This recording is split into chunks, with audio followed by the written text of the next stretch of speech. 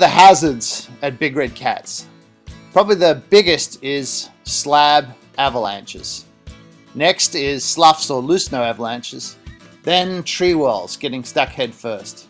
Also our snowcats are very, very dangerous, particularly our very hard snowcat tracks. Also our snowcat roads, as seen here. Hitting trees is a big hazard. And just skiing hard through the forest, particularly with excessive speed, can lead to big problems. Another big hazard, of course, is getting lost. Sometimes when we ski trees and glades, it's quite easy to get disorientated.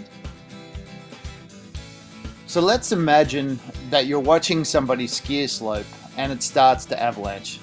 What do you think you should do? Firstly, even before the avalanche starts, you should be watching them. When you can see the avalanche start, yell, "Avalanche!" Next, keep your eyes on the person who's involved in the avalanche. Keep your eyes fixed on that person. You want to watch for the last seen point. The last seen point is going to be about here. So now we need to organize the search. Communicate with the Big Red Cats guides. Is it safe to go on the scene? All transceivers must go to the search mode. Get out your probes and shovels. Start the search. Follow the tail guide's instructions. As the avalanche starts to slow down and stop, it'll look something like this. There'll be debris everywhere. It'll be quite confusing. So imagine this is our avalanche. At the top we have the crown. That's where the avalanche initially starts and breaks off. We have the last seen point. That's the place where you last saw the person who got buried. The track, it's often a very hard bed surface. And lower down in the avalanche is the deposition or the run out. So the first step is to move down to the last seen point, but only if this can be done safely. The next step is, with your transceiver in the search mode, start zigzagging across the slope until you have a signal. The third step is, once you have that lowest number in your transceiver, start probing. The first place to probe should be where you had the lowest number on your transceiver. The probing should be perpendicular to the slope. The second probing should be about 1 foot away from the first probing. Probe down till you hit the ground. It feels kind of frozen and hard. Keep probing in a spiral pattern until you get a probe strike. The two indications that'll tell you that you've got a probe strike are change of depth and change of feel. It kind of feels soft and spongy when you hit somebody.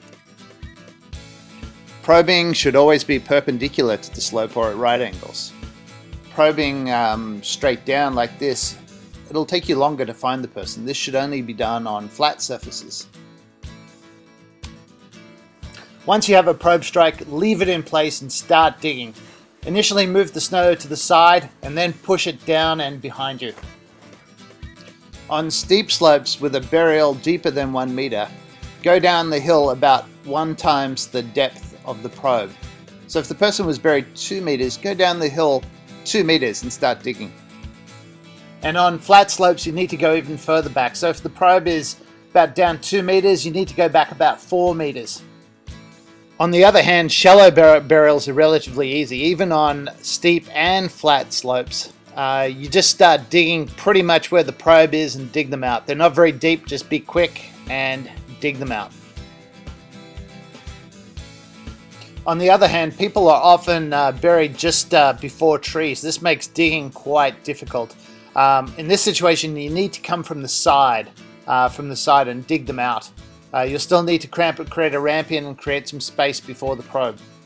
If you have 2 diggers, you can have 1 digger relatively close to the probe and then have the second digger behind them or below them. If you have a 3-person digging team, 2 at the front and 1 behind. And if you have a 4-person digging team, 2 at the front and 2 behind.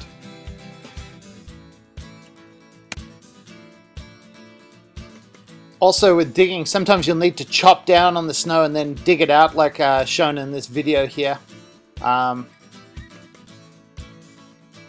in summary on the digging, make sure you go for the person's face first. Obviously, they just want to breathe, so make sure you dig out their head first. So in summary, for digging, start below the probe. Try and move the snow just once. Work as a team and go for the person's face first. Obviously, they just want to breathe. So the next scenario is imagine that you're caught in an avalanche. What should you do? We'll outline the steps here. Step 1. When you see, feel, or hear an avalanche start cracking or whumping, try and ski to the side at a 45-degree angle. Yell, "Avalanche!" Step 2. Once you're caught, drop your poles and try and swim, just like you would down a whitewater river. Feet first, arms doing a backstroke motion. And step 3 is once you go under, keep fighting, keep swimming. Sometimes it's possible to push your heels down onto the hard bed surface, but keep swimming.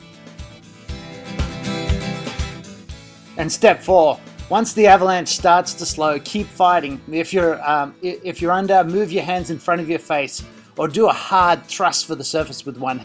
And if you get buried, remain calm, conserve oxygen. Scenario 3, imagine that you're skiing down a slope and your buddy falls into a tree well head first. What should you do?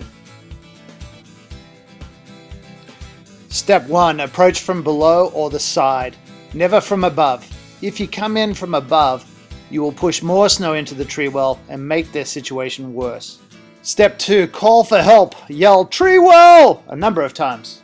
Step 3, approach your buddy with skis on if you think you can pull him out, or take your skis off if you think you're going to need to dig him out.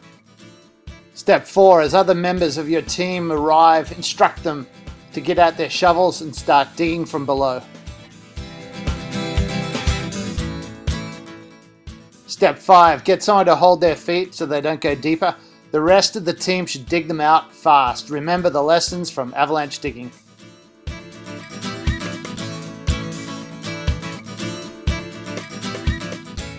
Scenario 4, imagine that you've fallen into a tree well head first. What should you do? First thing is remain calm. Try to move the snow away from your face. Then try and click your skis off. Sometimes you'll have to do this with your heels. Then try and grab for a lower branch of a tree. Brace yourself and try and roll over and try and get yourself upright. Sometimes this is not possible. Scenario 6, what should you do if you think that you're lost? Stop. Stop and yell for help. Stop and yell for help. Sloughing. Do not turn back into the slough. If you're pushing slough onto your buddy, stop. Another big issue, of course, is tree skiing. The way we do tree skiing is the guide skis first and skis down the fall line. Then the first set of buddies then ski down, keeping the guide's tracks in sight. In this case, they've added on to the skier's right. Then the next set of buddies might add on to the skier's left, keeping the guide's tracks in sight. Then the next set of buddies might add on to the skier's right again, keeping the first set of buddies' tracks in sight. So the way we do tree skiing is we just progressively add on to the tracks, moving from the center outwards so that we don't get lost. Do ski with a buddy and keep them in sight or in hearing range at all times. If you don't have a buddy, then at Big Red Cats we encourage ménage à trois. Do always stop above the guide. Sometimes it's not easy, so listen out for the call. Yep, yep.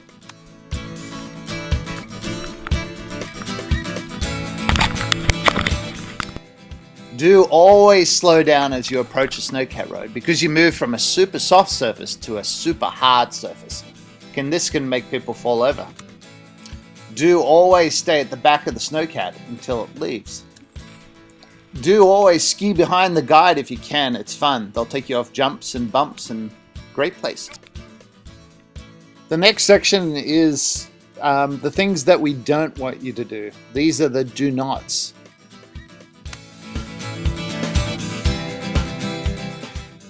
When skiing a big avalanche path, do not stop.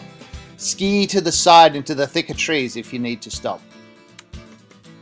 Do not ski on your own without your buddy. There's a good chance you could get lost, or if you fall in a tree well, we may not find you. Do not ski with pole straps. Do not stop below the guide. You will have to hike up. Nice rounded bumps like this are great. They form fun little jumps. But spiky little bumps like this are very dangerous, so avoid them at all costs. Have fun. Also, do not have a beer until we've finished our last runs. Hey guys, so it's Kieran here. We'll go over a bunch more stuff when you actually get here to come cat skiing with us. There's obviously a lot more things we need to cover, but it's a good start. Thanks.